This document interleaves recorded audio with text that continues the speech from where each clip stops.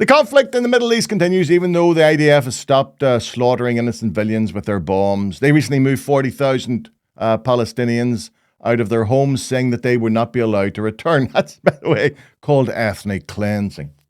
And as that unfurls and continues, sadly, Pope Francis languishes in a hospital bed in Rome, suffering breathing issues. And while the faithful of the world prayed for the Pope's prompt recovery, one Zionist Rabbi called Shmuley, well, he had a different agenda.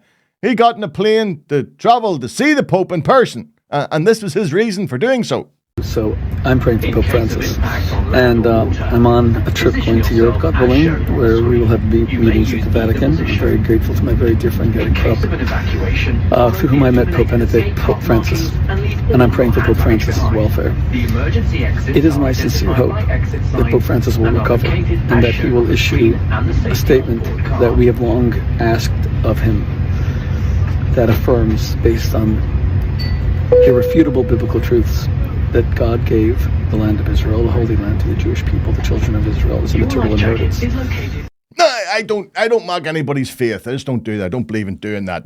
I've read a fair bit of the Bible. I have to admit, I prefer the New Testament to the Old Testament, which Shmuley is basing his assertions on. I found that to be very violent, too much blood and violence, too much rape and pillage, too much slavery, too much violence. I think the sequel, I think that's why God decided to have a sequel to that. And I think a bit like The Godfather, I prefer the second version. I prefer the one with the Jesus boy in it. I prefer that one. But anyway, I can imagine if Shmuley was fortunate enough to get into the hospital. Imagine by a miracle he got up to be beside the Pope's bed. And imagine he had laid out his demand that the Pope recognize Israel's right in the Bible to claim that land.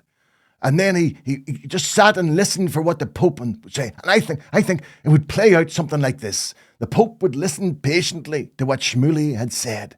And then he would slowly remove his oxygen mask and beckon the rabbi closer. And when Rabbi Shmuley was almost beside the Pope's face, the Pope would quietly whisper, "Would you ever fuck off?" I know. There's no need for that. Hey, there was no need for that, there was no need for that.